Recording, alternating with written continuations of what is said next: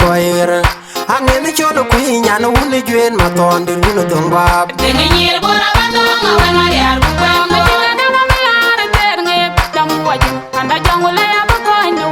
Nyir ka aja lai aja jeng aja bingo Dingmen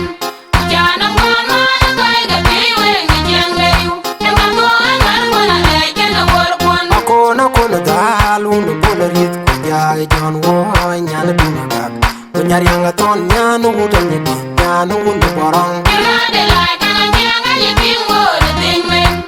Jana mwana na kai ga biwe Njeng leyu Emma moan marmona lai kena warkwan Akura jom nyana wuna madinget kwa nyinga mayan Nyana wuni di jambar nyangwil malwal Nyana wuda jong na maji majit Nyir ka lai kana jeng aja bingo Dingmen Jana mwana na kai ga biwe Njeng leyu Emma moan marmona lai kena warkwan Awa jang nyana wuni di kongor Kwa kona lere nyana wuti nyarong Kuyara bol garang nyana ej bor wuni di baydi Nyir ka lai kana jeng aja bingo Dingmen Jana mwana na kai ga biwe Njeng leyu Emma moan marmona lai kena warkwan Emma moan marmona lai kena warkwan Ena duogan mer kona lej Kena warkwan Emma moan marmona lai kena warkwan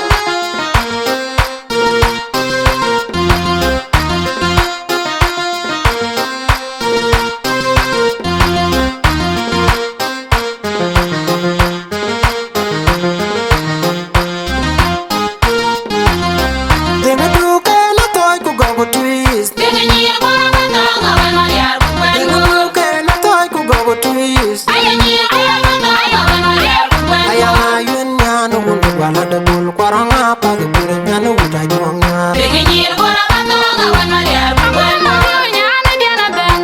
Kanyin malit nyana uda jubil Denge nyir bora bato ngawen mariar kukwembo Abiar nyong nyano upale nyano koir